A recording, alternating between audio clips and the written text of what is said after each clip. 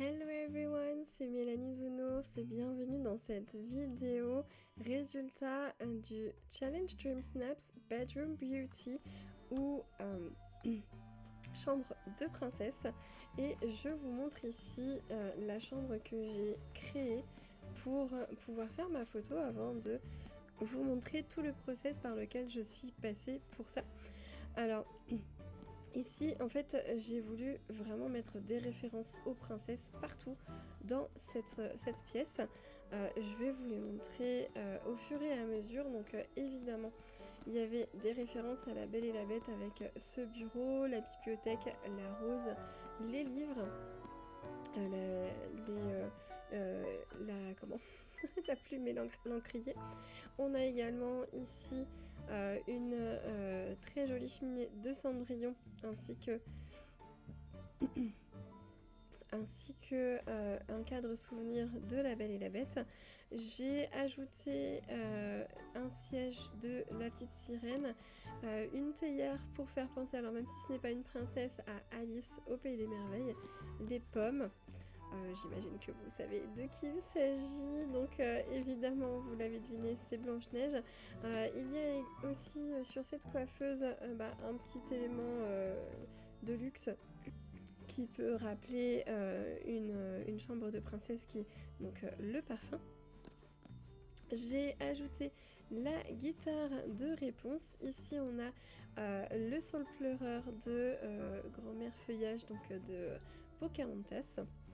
Et on a également le château, si je ne m'abuse, de La Belle au bois dormant là-haut. C'est peut-être pas ça, mais il me semble que c'est celui qui ressemble au film.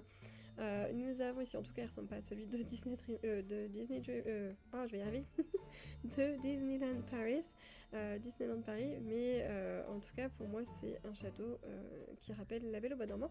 Ici on a le lit et le miroir de réponse ainsi que le coquillage de Vaiana. Donc on a également l'étagère avec plein de références aux sorcières.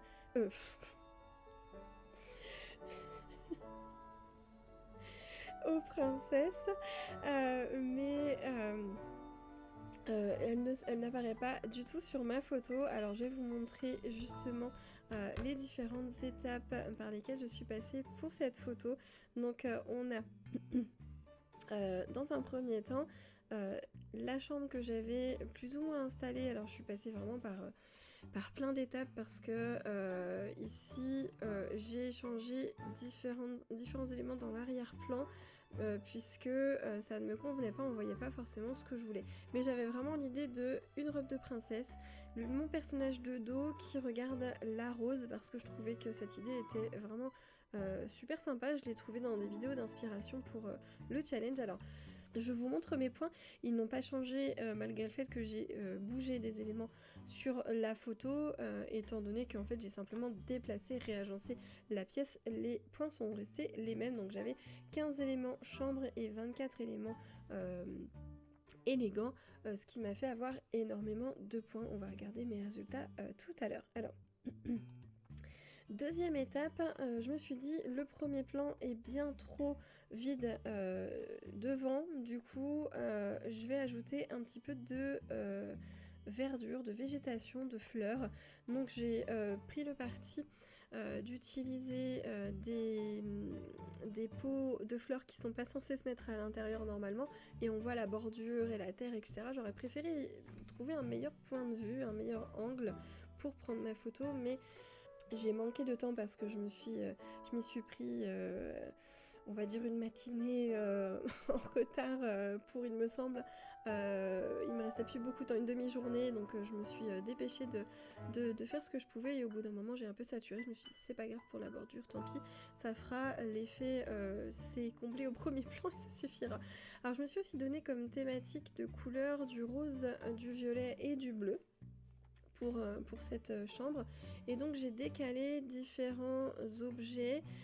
J'ai aussi essayé, donc j'ai fait en sorte qu'on voit les livres à côté de la table de nuit, qu'on voit la coiffeuse, mais également les petites références que j'avais mises derrière le bureau. Donc au bout d'un moment j'ai décalé certains objets. Alors aussi je me suis un peu battue pour comme vous voyez sur les photos là, je me suis un petit peu battue pour les pétales de la rose, pour les avoir au bon endroit, en avoir un qui tombe en plein milieu.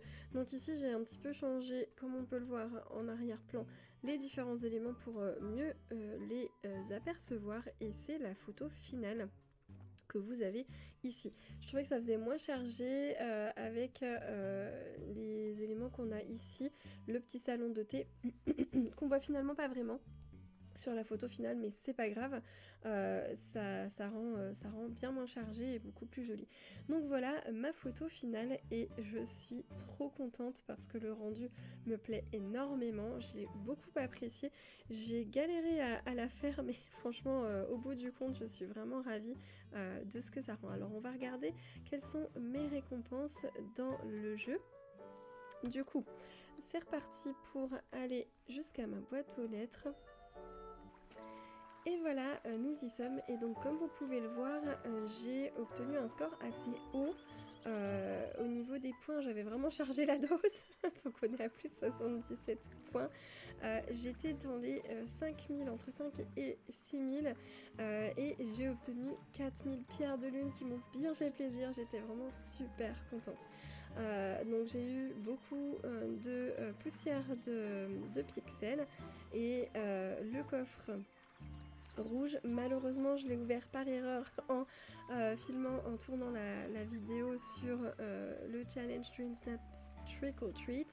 Donc je vous mets un petit i d'information ici pour aller voir quelles étaient mes récompenses, et je suis super contente, notamment parce que j'ai eu un objet que je n'avais pas avant ce challenge, donc ça m'a fait trop plaisir.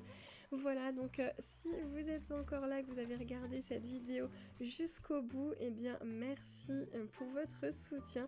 Si vous avez envie de me filer un petit coup de pouce, vous êtes grands et grandes, je sais que vous savez comment faut faire, donc merci à celles et ceux qui joueront le jeu, et je vous dis à très bientôt dans une prochaine vidéo. Bye bye!